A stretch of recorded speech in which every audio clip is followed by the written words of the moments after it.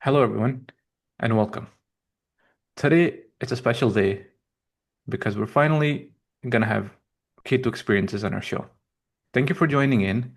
And today, with us, we have someone who has gone through the whole cycle of Ketu Mahadasha, and has come out much stronger. And we're really excited to have Surabhi on our show. She is a full-time technology consultant, she's an image coach consultant, and she is the 2025 Miss Universe Ireland contestant. She's someone who went into Ketu, Mahadasha, having no idea, and yet going through a self-discovery journey to heal from one of the illnesses that where the doctors gave up, and she took it upon herself to go through this amazing transformation. And we're going to be talking to her about it and what are some of the things she did to come out much more stronger. And we'll talk to her to see how her experience went. So a lot of you guys can get hope on how amazing this dasha can be, how transformational. It's not always negative, so don't give up. And please welcome Surbi. Hello, everyone. I'm really excited to be here and share my experiences, and I hope that my experiences can really bring light to your own life experience and trust this process of transformation. Because I really believe that when a caterpillar is turning into a butterfly, there's this period of hiccups, there's this period of, this challenge period where it's breaking into a butterfly. So, this is what this period is going to be, and I'm excited to share my journey. And thank you for doing this again. So let's get started with just a general overview of your chart so viewers can get an idea where your K2 sits and what kind of results it gave. And then we'll come back to your journey, right? So I'm going to share your chart on the screen here. And I know we have talked before.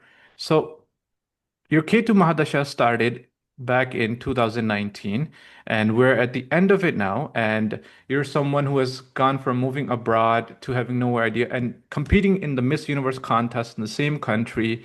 And for you, in your D1, your Ketu sits in the ninth house, but it gave more of a result from your D9. This is where I want to highlight your D9 chart. You have Ketu in the sixth house. I've done a few videos and highlighting how the sixth house is the healing house where it can give chronic illness on the inside, but it's up to you to be able to heal and change your lifestyle. And that's exactly what Surbi did. So this, we're going to go back to the podcast, but I want to give the users an idea. She has Ketu in the sixth house, and it did give her some illnesses that she was able to cure from. And so let's talk to Surbi and how her journey started, going from Murky Dasha and then going into K2 and how her 7 year period was and how amazing it is. And she's here today to be able to share these some of the chronic illnesses that impacted her as a female and how she's able to come out, recover, and inspire million other women out there.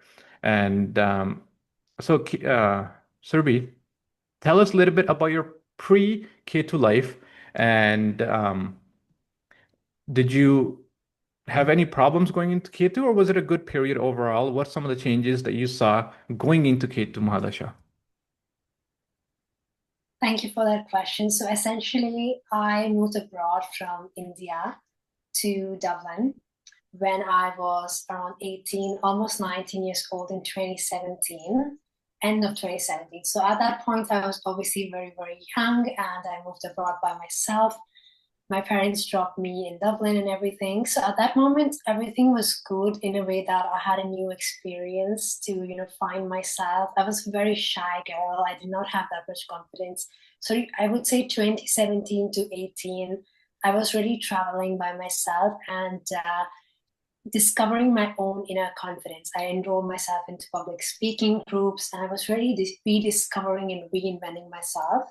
2019 also 2019 2020 I was still traveling to different conferences. I got a chance to present myself in California, in Harvard University, China. So it was a wonderful time period. I would say 2019 to 2020 I was interning for a technology company and all of that. And middle of 2020 is when I discovered this skin condition, and it came out of nowhere because I was so happy in my life, and all of a sudden I had this skin condition, and no matter what I did, it wasn't going away. I remember being on my phone with my mom and just crying because I did not understand how all of a sudden I have this issue which is not going away. And that was the year I had graduated university, actually in 2021, where the issue was still persisting and the issue became very prominent. I think 2021 was the year. And I graduated, I finished everything. So I was very happy that I graduated with good results. But this skin condition was something that was really pressing, and it was an issue because I was by myself in a foreign country. I hadn't gone home in about 2 years because of COVID. So I had really been put in such a difficult situation that I'm by myself. I don't know any doctors here. There are only few doctors. I'm only like 20 years old or something, and how am I supposed to deal with this situation? But just there was a shift in my own consciousness at a point. I was aware that there is something called Ketu happening, but I still didn't understand it. I didn't know there's a 7 year cycle. I did not know any of this. I didn't even know what the meaning of Ketu is. I just knew that one astrologer told me that Ketu will give you skin conditions. And I was just thinking to myself, I cannot live like this. I need to decide that this has to go. And there was a point in my journey of healing that I decided that I'm not going to be a person who has eczema. I'm going to be a person who has normal, beautiful skin. I just decided that day. And when I decided, all of a sudden, I stopped using steroid creams. I stopped doing all the things someone with eczema would do. And I just started living like someone who has amazing skin. And all of a sudden, my skin actually started to heal itself when I accepted that I don't have to change it. So the main turning point was acceptance. And that was a time when I really started to really hone in on my personal development. I started to follow Joe Dispenza's work. He was amazing. I would highly recommend the audience follow Dr. Joe Dispenza's work because he really talks to you about healing through the mind. So I really started doing that, pouring into myself, eating healthy, really, not even eating anything which has dairy, really cutting off the dairy, even though I'm vegetarian, I cut off dairy. I really started to take care of myself. I really started to be gentle with myself instead of trying to control and fix. I really started to love my skin. And now, even though it looks like I'm wearing a lot of makeup, actually, I'm not wearing too much makeup. This is like my natural skin is already so good. So I'm very happy about that. But it was all because of that time of that Ketu period. Because before that, I was putting so much makeup on my skin every single day. And it was all with the intention of hiding. It was the intention of concealing my imperfections. And then the universe gave me this disease to show me that what happens when you hate your skin so much, it's going to get really bad, and then you go through a period of loving it, and you get to a point where even if you may wear makeup, it's because you want to amplify your beauty and not hide it. So it was a really amazing time, I would say, rather than being a bad time. No, thank you for opening up and sharing that. Some people sometimes believe that conditions can only be cured with pharmaceutical medicine stuff. And here you took it upon your own hands and said, no, simple structure and routine, what we're supposed to be doing out of the sixth house. From those, you were able to completely turn your life around. Something where the doctors had said this is not curable. You took it upon yourself from diet change. Like you mentioned, you were not a non-vegetarian, so you didn't eat chicken before, but even you took it further and you see what kind of diet was going to be best on your spiritual journey, and you went from vegetarian to a vegan, and that was one of the biggest changes that you did in Ketu. So let me ask you, at the start of Ketu, being so young and moving abroad, was there inner fear or insecurities that you're in a new country? Were there days when you were scared? Like, because Ketu sometimes creates inner anxiety. So, did you ever see any of those early days before you gain your confidence back and stuff? Were you feeling alone on campus? Because Ketu sometimes does give isolation, and especially you having to move overseas to a completely new country. So, how was that journey of the inner anxiety? Was there any, and how did you overcome it?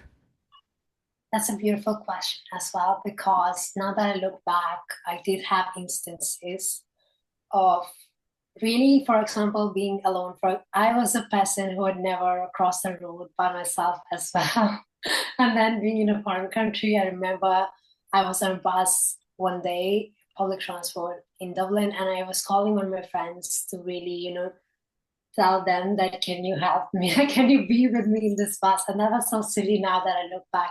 But I feel it was also blessing in disguise because the universe really wanted me to unravel the new version of me who can travel by herself, launch her own consulting practice of image consulting and be like in this environment of really be independent. Before I wasn't independent. So now I feel I'm much more independent and have my own personal brand and everything. But it was only because I was thrown out in the wild by myself, so that is the only way to overcome yourself, I would say. But there were definitely periods where I was alone. And even though I had made some friends, things didn't work out. And then I made new friends. All this happened. But now I'm at a point where I know, regardless of who is in my life or who's not, they're always the most aligned people who will stay, and the unaligned people may not stay, and that's fine. And the universe will give me new people instead of the old people. So it's always like this, and I'm such in a trust mode when it comes to my relationships now because previously I wouldn't be. And now I feel I'm so detached from the outcome of relationships that people naturally want to be in my life. So I'm really grateful for that. But it was only because of the period of being by myself that I was able to get to the stage. So you're putting a very good and a positive light on that period where people are very scared that in Ketu they get into some kind of isolation period and they feel scared that why did their life fall apart or why are they so isolated? People don't know how to live in that silence. And you, on the other, you took that silence or isolation period, even though at the beginning it felt a little scary, but you were able to go on inward growth journey and face those moments where you had never been alone or you used it for self growth and it was those moments that made you much more stronger who you are today, right? I would agree because I believe, for example, in this very beautiful concept that when you are by yourself, or maybe when you are single, or when you are done not having any people in your life, that is a period for you to discover your internal gifts, your internal value that you can deliver, and really hone in on how you can use those to create value in the world. So it was really, really an amazing period for me to hone in this time of alone period and discover what value I can create. I mean, I qualified as a life coach on the side of my job, then image consulting course I did, and then I went to participate in Miss Universe Ireland. So I did so many beautiful things during the time when I had left a relationship also in 2023 and discover myself again. So I think this is a time of rediscovery for people. If you are watching and if you're going through this really difficult time, maybe that you're going through a loss of something, maybe a relationship, job, or some type of endeavor, it is a time for you to really, really discover yourself and rediscover what is the value that you can provide to other people. Because I really believe that we're here to create value. That's why I'm always on the go, always creating videos, always, launching some type of initiative or something, because I know I'm here to do that. So I love that basically. And that is so motivating and inspiring for someone who picked up her bags and moved to a foreign country so young, having no idea of how to get around, to becoming this beautiful, confident woman who competed in Miss Universe 2025 for Ireland this year. And what an amazing transformation journey of Ketu it has been for you. So anyone watching, like she says, don't be scared of Ketu. Amazing things do happen, positive things do happen, but you cannot give up. So I know you mentioned there were times when you were scared or isolated, but I just want to reconfirm with you. Were there any days when you were like, there's no divine help, or you were completely left out without any help, or was there always some kind of divine guidance, kind of like guiding you through every problem and challenges, even though you looked around and you saw there was no help or you were lost, but at the right time, at the divine timing, something did come up?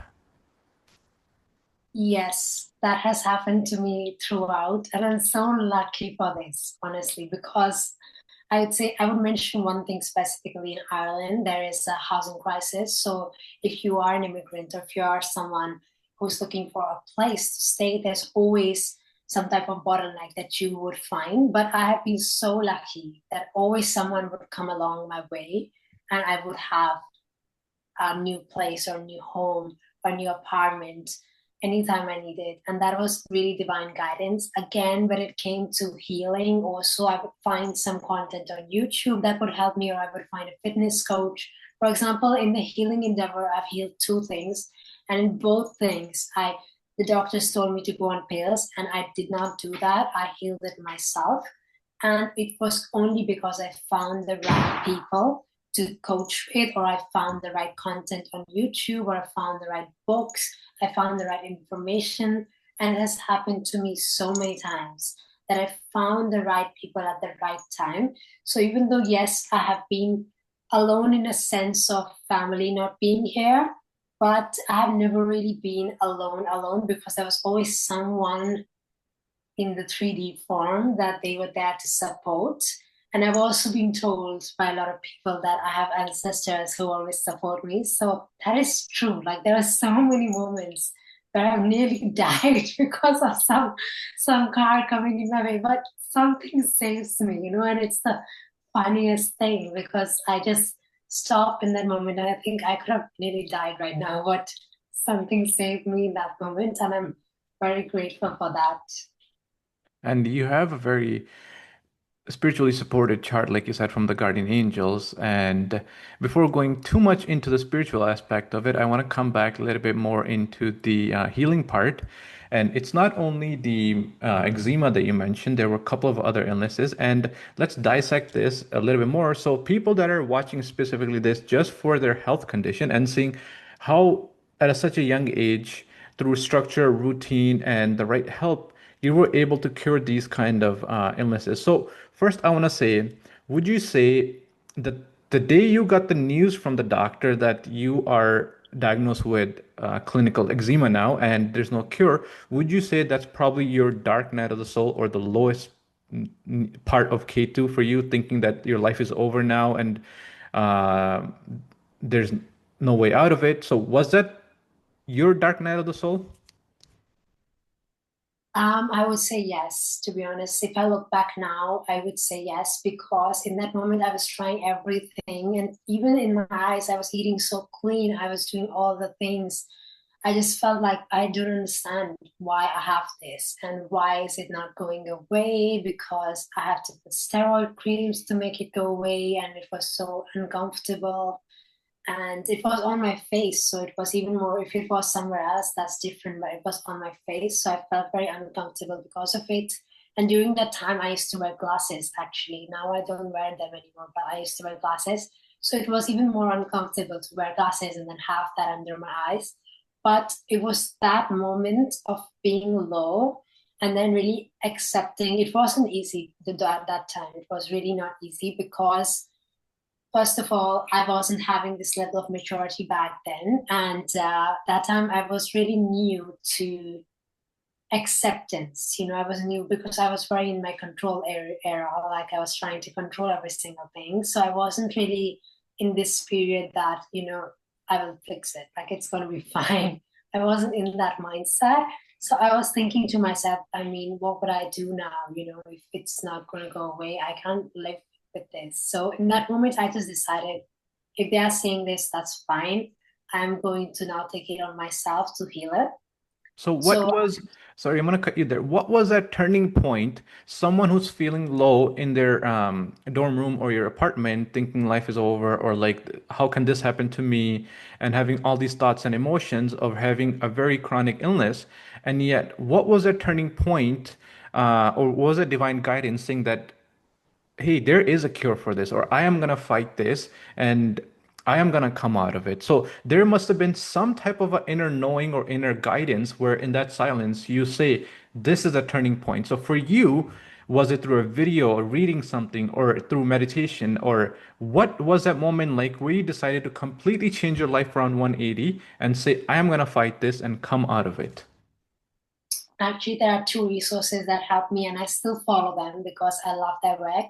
And it is Dr. Joe Dispenza's book, Breaking the Habit of Being Yourself and Becoming Supernatural. So there are two books that I really went into. I read I listened to his podcast and really dive into that research of epigenetics and rewiring your brain. So those were the two books that helped me. And the third resource was You Can Heal Your Life by Louise Hay. She's someone who has cured cancer through diet. She's no longer alive, but like she cured cancer through diet and all of those things. But she was a very inspirational woman back in the 80s and 90s, and she spoke about healing herself. And that book really gave me hope that if this woman can heal her cancer with just her diet, and I can definitely heal this. So I really went into inner work, reading all these resources and really getting to know the power of our mind and thoughts. That was beautiful. And that those resources are still with me because now I really understand the minds in so much more depth than I did before. So I feel the more you are dwelling on this situation of things not working out, the more they are not working out. And the more you can flip your thoughts every single morning and look at the positive aspects of things, the more they would amplify and the more you would be getting opportunities and you would be creating opportunities. You would be a light in someone else's life if you can really flip the script in your mind. And then your appearance will literally change. I mean, my face is changed. Earlier people would say to me, oh, you look like you're 25 and I was 20. And now people say to me, you look like 22 and I'm 27 maybe. So I feel I literally reverse my age by my thoughts. So it's interesting how it works. And you highlighted a couple of really nice words in there. I'm just writing them down here. And one of them is age reversal. People don't understand that Ketu is that one planet or that time period where people go through this age reversing period where if you focus on yourself, you can reprogram your inner DNA and you come out looking a lot more younger. It's not only the Venus effect, but Ketu also rewrites your DNA completely. A lot of people who had some gray hairs and then they're able to reverse back to fully black hair, even in their 40s sometimes. And they say through their diet, through lifestyle, they're able to completely transform. And you just highlighted a very good example that we are able to manifest the kind of image or the personality we want if we just willing on going inward. And going inward is the theme of Ketu. A lot of people are scared to sit in silence because we're so external focused, always giving into the world people's conditioning and expectation. But yet, when we're focused to sit inside, and there's another beautiful word that you mentioned, you did a lot of research through these books and stuff. So, the most common theme in Ketu is research, right? Research where? It's research of self, our personality. So these people that I want to say that are running and paying thousands and thousands of dollars to astrologers and gemstones in Ketu Mahadasha, that's not where your answer lies. The answer lies in research. And research of what? Research of the problem that you have on hand and see how you can dissect. And the answer lies within if you're willing on doing the work. You just have to go inward and see not only illness, what lifestyle changes you have to make, what personality, what old habits you have to shed, what old relationships you have to shed, those family bonds that are toxic now, and how you can set up those healthy boundaries. And you come out as a much more beautiful person. So thank you for sharing that. That's beautiful.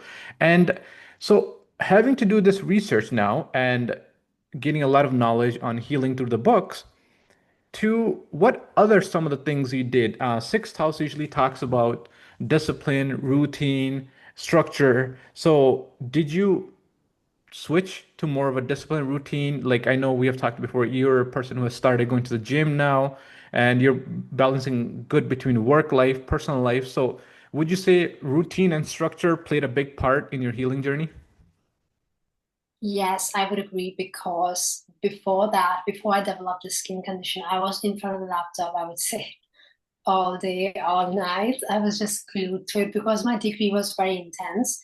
But that gave me a gift of like eye eczema, and then I realized, okay, I need to have a balance between going for walks. Initially, I started with going for walks and all of that. And then eventually, I hired a fitness coach and a nutritionist, both of them, to fix my diet. Like, even though it was clean, I wanted to really get structure, get proper protein, just make sure my diet is good. I hired a nutritionist and I hired a fitness coach. I was so scared to go to the gym because I thought everybody would judge me that I don't know how to use the equipment and all of that. And hiring a fitness coach really helped me build a routine for my gym so that I don't have to think of what I'm going to do, just do it. And I've been doing those workouts since then. My body's so much more toned now. I mean, it's like even if I don't go to the gym for 2 weeks, I'm fine. And I don't have any guilt of eating what I want to eat. For example, even if I eat sweet things some days or every day or whenever I want, I don't feel guilt. I used to feel so much guilt before, and now I don't feel any guilt. So it doesn't affect me badly because I don't have negative associations to food anymore. But 90% of my diet is clean. I have that discipline of going to the gym because I love to and not because I have to. So really this going to the gym thing was not because I want to gain weight or lose weight. Initially, yes, people have programmed me to gain weight, and I hated my body because of that. But the going to the gym thing made me fall in love with my body, and eventually I got my period back also, which I had lost a little weight. So a lot of things happened because of that intuitive guidance of going to the gym and doing that decision. It really changed how I show up, like my posture, the way I carry myself has changed because of going to the gym. So that's definitely something I recommend during this period. So, in there you mentioned you had a dietitian, a nutrition. So Ketu is usually said to be a very spiritual period. A lot of misguiding videos out there saying visit temples, visit these places, visit that. Whereas we are supposed to be focusing it's more about going on the inner temple, listening to our body. And for you, people say you usually meet a mentor or like a guru in this path, someone who's going to guide you. So for you, those mentors or guides in a divine help came in the form of professionals who were dietitians and nutritionists, correct? Yes. Also, I had a business coach as well. I had a business coach. I had several life coaches because I was qualifying as a coach myself. So I met a lot of people in the coaching industry. I think I've met so many different coaches from face readers to, nutritionists to fitness coaches. These people just came into my life because I became a coach myself after fitness coaching. So fitness coaching was the pivotal period that taught me the importance of coaching. And that led me into the coaching journey of loving the personal development space, really unlocking new versions of myself. So now, if you go back to my old YouTube channel, you will see old versions of myself. And if you go back to my new channel, it's a completely different, person. So I feel this period of rebirth definitely helped me. And the coaches and people that I met were definitely divine help because they taught me so many things. Even if I had to invest in them, it was so much worth it. So I highly recommend if you're having that intuitive nudge that I want to invest in myself, maybe I want to hire a coach, fitness coach, nutritionist, you want to upgrade your wardrobe, just do it now because it's going to help you with your future endeavors. And no, that is right. Like person should be investing on themselves, on their skills, on their knowledge, rather than paying hundreds of dollars and thousands of dollars into sometimes like I'm not against religion pairs and stuff, but it's a lot of conditioning and a lot of fear put into people so they can take your money. Whereas you can use that money on yourself to build your skills and come out much more stronger. So like as a living example, someone who's abroad, you came from a certain religion practice, but you didn't you were not fearful and you didn't have to look for temples and stuff, but you got the right guidance on how to come back stronger. So if I was to ask you, is it the same Surabhi that was 7 years ago, or is it a completely redefined Surabhi now after having to go through Ketu? And are you the same or are you completely different today? I would say I'm completely different, but there are some values, principles, and things like that that I have still kept. So, what I would say happened is that I chose the version of me who I want to be. So, I chose some aspects of myself that I loved, and then I let go of the aspects of myself that I probably don't like and things that were negative about me, like, for example, the negative self talk. I decided to let that go and I stepped into the version of me who I want to be and who would inspire someone else to become the version of themselves who they want to be. So I would say it is a different version of me, but it is me choosing that version every single day. And would you say your own mindset plays a bigger role than relying on gemstones and so forth for wealth or future reality and stuff? Like, clearly, you're an individual who has seen the power of manifestation to be able to create the kind of reality that you want. Today, you're dealing with all international clients from all around the world. Sometimes I know you've flown to different countries for helping them with their personal shopping experiences and um, how would you advise someone to turn inward and say, look, believe in yourself, you can manifest the life that you want, and Ketu shows you that, so you live more soul aligned. Like you said, you're not after the money anymore. Now you're living to live more soul aligned or live from your heart and do the things that you're passionate about, and you see the right opportunities coming at the right time. Yes. So I would say in that regard, for example, the fact that, you can feel a sense of kind of you can feel that you're not on the right path, or you can feel that you're relying on external material. But what I would say in that regard is that you can use the external material as a cue. Maybe if you're not able to let go of it completely, let's give an example that I got this job, that I got this watch recently, I think 2 weeks ago. But all of a sudden, when I got this watch, I felt more abundant. Even though this watch is not like that expensive or anything, I felt more abundant just by wearing the watch. So it was just a cue that you know what, I feel abundant. But it's not that only when I wear the watch I feel abundant. That's not true. So the abundance is coming from inside, but maybe the watch is a cue. So what I would say, if you're not able to let go of the gemstones and the external substances, you can use them as a cue to feel what you want to feel initially and then slowly let it go because maybe you have been so conditioned that you need to rely on those items. And this is also happening in my family as well. Sometimes, like, there is just natural, this, if you do this, this will happen. If you do this, this. But that's not really true. It's you making the things happen. Like, you are giving meaning to everything. And this is actually something I would quote from my favorite YouTuber, one of my favorite YouTubers. He is Aaron Dowdy. He's a personal development YouTuber, and he talks about the fact that we give things meaning. That is so important because anything in life, your job, relationship, anything, you give it meaning yourself. That means anything in life is the meaning you give it. So everything is neutral. Every single thing is neutral, but you are giving it meaning. It could be a lot of meaning or less meaning depending on what you want to give it. So this could be a diamond in my eyes, or it could be fake, depending on what I choose to believe. So it's all about what you choose to believe. So if you are at a point in your life where you're really relying on the external things, use them as rituals to your advantage. And if you are not relying, that's even better. But if you really feel like, no, I have to do this, then use it as a ritual to get what you want. So that's what I would say.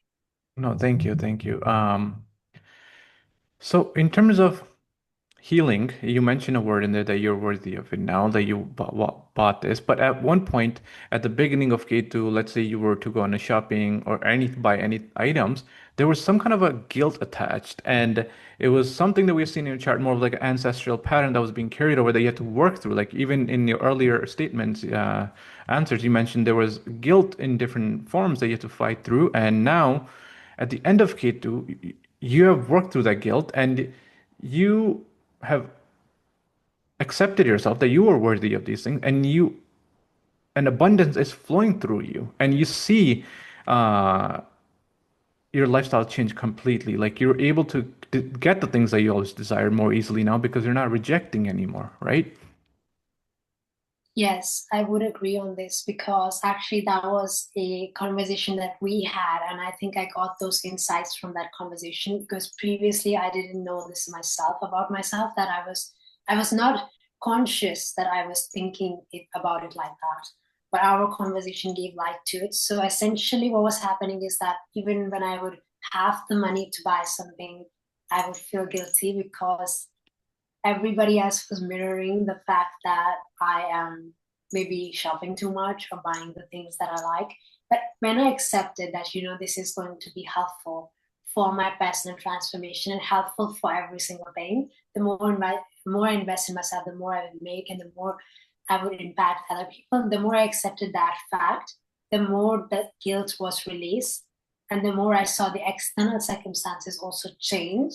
So I feel, for example, let's say going to Miss Universe Ireland, I had to invest in my gowns, a little bit more in my skincare.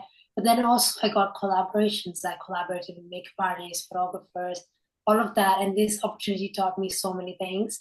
Now that I'm launching my own pageant as well next year.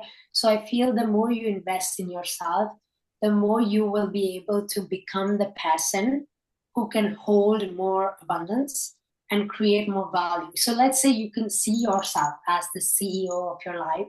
How would you act and how would you dress? Because just assume that you are the movie star of your movie. How would you carry yourself? How would you dress? How would you show up? I really started to embody that and change the way I feel about investing in myself essentially.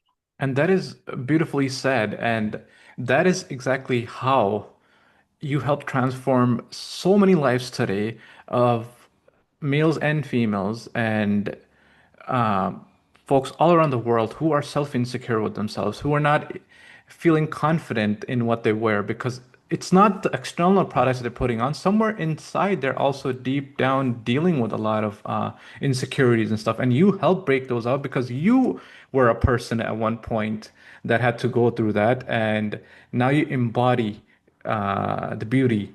And as Venus is coming around, like you said, life is starting to fall in the right place.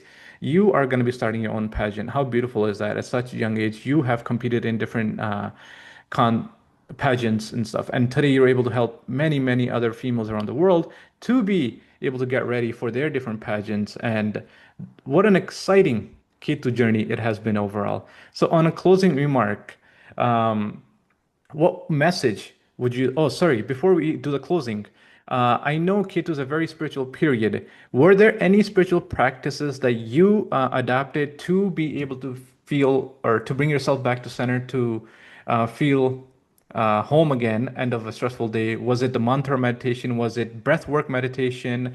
Did you adopt a journaling practice? Like, what spiritual practice did you adapt, and how did it help you through Ketu? That's also a very beautiful question because I have really been able to build those spiritual practices since then. So that's meditation is definitely one of the biggest one is guided meditation. So I would look up my favorite YouTubers and I would do their guided meditation every single day. Every single night I do that before I go to bed. So I just basically play it and I go to sleep. So it's playing in the background while I sleep and that I do every single day. And secondly, it was journaling practice of basically feeling grateful for things before they happen. So I would write down like a scripting letter every single day of the day before it happens. So let's say if I was writing a scripting letter for today, I would say I'm so grateful that it's a beautiful day outside. I went out to my workplace. I got so many things done, and then I had this podcast interview. It went really well. So I would write out the things the way I want them to happen and just sleep like that. And it really worked for me very well as well. So that is a beautiful practice to do as well because the scripting letter really it kind of impresses your subconscious mind and then you're able to create those circumstances.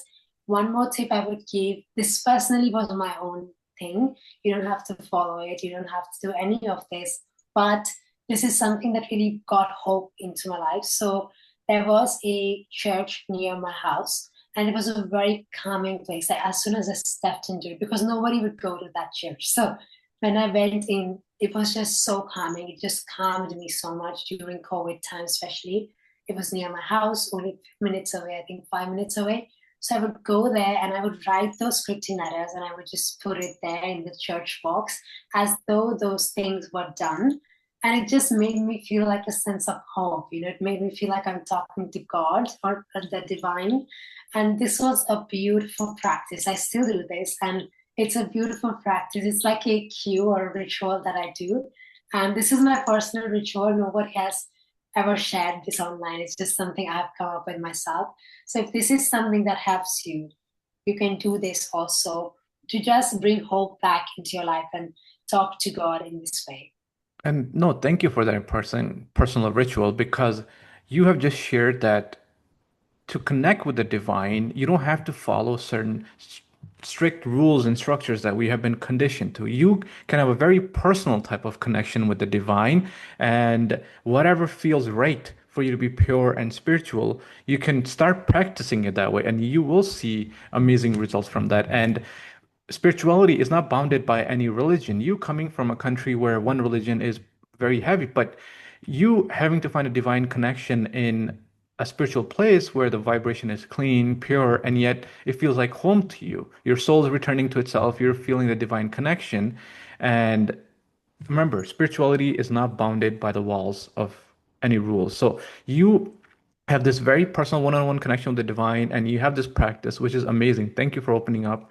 And as a closing remark, I just want to say thank you for taking this time, Surbi, for coming online on the screen to motivate thousands and thousands of other individuals. And hopefully, there will be other people who will step forward and share their transformational story as well and put a light on how positive keto can be. It's not a scary period that we should fear, like other astrologers have put a fear out there. No, it's a period for self-growth, personal discovery, and you come out more soul aligned and get ready for the Venus. So thank you for joining us, and I'll be putting Surbi's different type of links for coaching and her YouTube channel in my description box for anyone who wants to reach out for her for their personal image coaching, shopping, consulting, or any other type of coaching that they require to become a model or get ready for a pageant. So always feel free to reach out. So, Surbi, as a closing remark, would you like to say anything else to the viewers? Again, thank you so much for coming.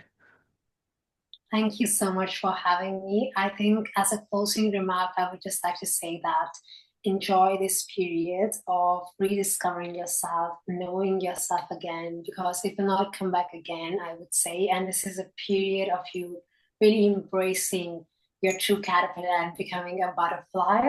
So, really embrace this period, make the most of it, and just have hope that it's going to be the most beautiful period of your life. Thank you. Thank you for coming on today, Surbi. Have a good evening. Thank you, Jasvir. See you, everyone. Bye. Thank you.